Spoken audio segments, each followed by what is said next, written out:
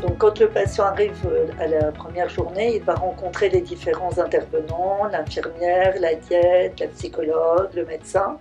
Et en fin de matinée, il y a un moment où l'équipe se retrouve et chacun va exprimer, suite à l'entretien du patient, les points positifs, les ressources du patient, ses difficultés, et on va décider ensemble, et ensuite ça va être évoqué avec le patient, on va décider des objectifs éducatifs et des points qui vont être importants par rapport à ce qu'il a exprimé, qui vont correspondre à ses demandes pour l'aider à prendre en charge le diabète, et des objectifs qui vont être vus pendant la semaine. Donc chacun va noter sa partie, et ensuite il y a une synthèse commune de l'équipe qui est discutée avec le patient. Et c'est important ces échanges entre patients, entre soignants pour le patient, parce que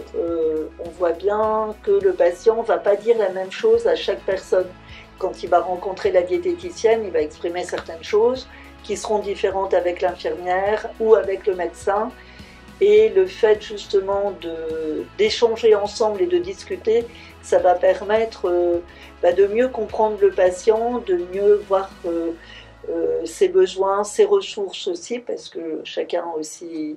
du positif, et pouvoir mieux l'accompagner et cheminer avec lui pendant le moment où il sera dans le service. Avoir cette posture d'écoute et cette posture éducative, qu'on appelle aussi l'éducatitude, c'est d'être à l'écoute du patient, de comprendre, de faire preuve de beaucoup d'empathie par rapport à sa situation, pour prendre en compte ses besoins, ses difficultés et ses souhaits, et avancer avec lui.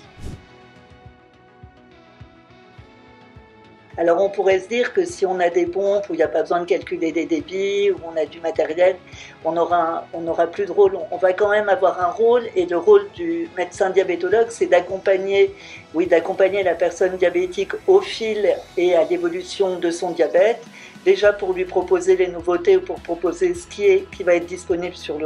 le marché, parce que c'est en constante évolution, et pour l'aider lui dans son quotidien à faire en sorte que l'équilibre du diabète, la charge ou le retentissement du diabète dans son quotidien soit la plus faible possible. Chaque patient est unique, chaque personne est unique, donc chaque personne porteur d'un diabète est unique et a des spécificités et des besoins qui ne sont pas forcément les mêmes que quelqu'un d'autre.